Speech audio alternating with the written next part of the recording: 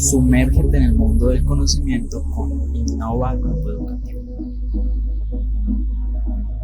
Muy buenas tardes, queridos estudiantes de Innova Grupo Educativo. Sí, casi me como el micrófono. Mi nombre es Osman Plata y soy su profesor de competencias ciudadanas, como saben. Vamos a empezar con unidad 3. Ahora, las tres unidades ya vistas, esta cuando termine el video. Bueno, historia universal. Primer tema, la misma, historia universal, pero una línea de tiempo sabrosa. Chévere, concisa, bien gráfica. Segundo tema, guerras modernas. La Primera y Segunda Guerra Mundial primero, después la Guerra Fría, guerras no convencionales, estas a través del lawfare, guerras a través de las leyes, los bloqueos, inhabilidades políticas, muy comunes en estos tiempos. Y por último, la historia de nuestra bella Colombia. Entonces empecemos. Primer tema, historia universal. Para eso tenemos que remontarnos muchísimos años atrás. Pues obvio, es una historia universal. El 8000 antes de Cristo. En la actualidad, antropólogos y paleontólogos determinan en su mayoría que los primeros agricultores de la historia fueron el actual Irán. Eso es la antigua Mesopotamia, en lo que era el río Tigris y Éufrates. Sí, esto mismo, esto es un río. Esa zona lo que se conoce como Irán. ¿Con qué rasgos? Entonces, herramientas, los cultivos, los vegetales también tienen fósiles, entre otras cosas. Recordemos algo importante, que la historia antes de Cristo, donde se parte la historia en dos según los cristianos, ellos son los que organizan cómo se vive la historia, y en Occidente, en la zona occidental del mundo. Entonces acá está el mundo, Occidente va a ser la parte izquierda si estamos en el espacio, y la derecha va a ser la parte oriental, lo que sería Europa, Asia, Oceanía, y acá Norteamérica, Centroamérica y Suramérica. Determinan que la historia va a estar bajando sus números. Empieza de un número grande y va disminuyendo a medida que avanza el tiempo. ¿Cómo es eso?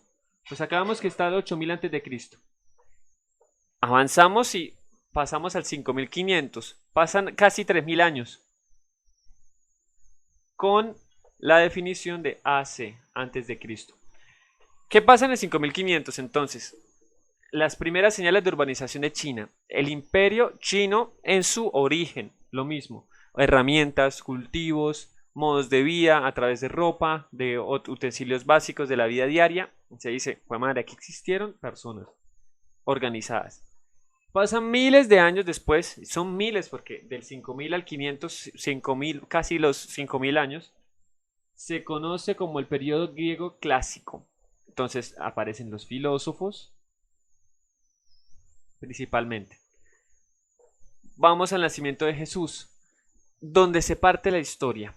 El Imperio Romano estaba conquistando todo el mundo. Ya con Constantino I se había convertido al catolicismo y dijeron, vamos a esparcir esta religión por el mundo. Vamos a decirles a las nuevas civilizaciones que conquistamos y a las que le impusimos nuestra religión católica, cientos de años después, a través de los españoles y de los ingleses, que midan el tiempo de esta manera, que Jesús es el que parte la historia, religiosa y socialmente. Muchos años después, y aquí vemos algo que puede ser confuso, en el 1800 surge la cultura maya, civilización americana, mesoamericana o prehispánica antes de los españoles, que existe en la parte de Centroamérica.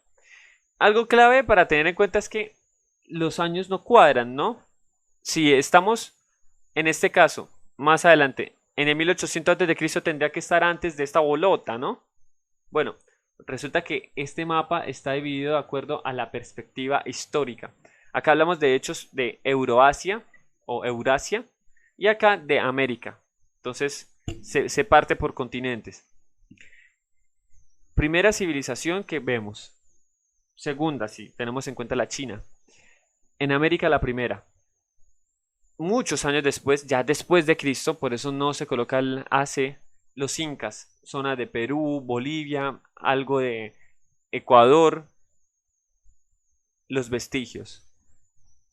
cientos de años después, bueno, casi un poco más de 100 años, llega el famosísimo Hernán Cortés, sí, el que tiene serie de televisión, el español conquistador tal vez más célebre en la historia, el que se hicieron muchas crónicas criticándolo o alabando su gestión de cómo imponía los estilos de vida que la corte española le ordenaba hacer.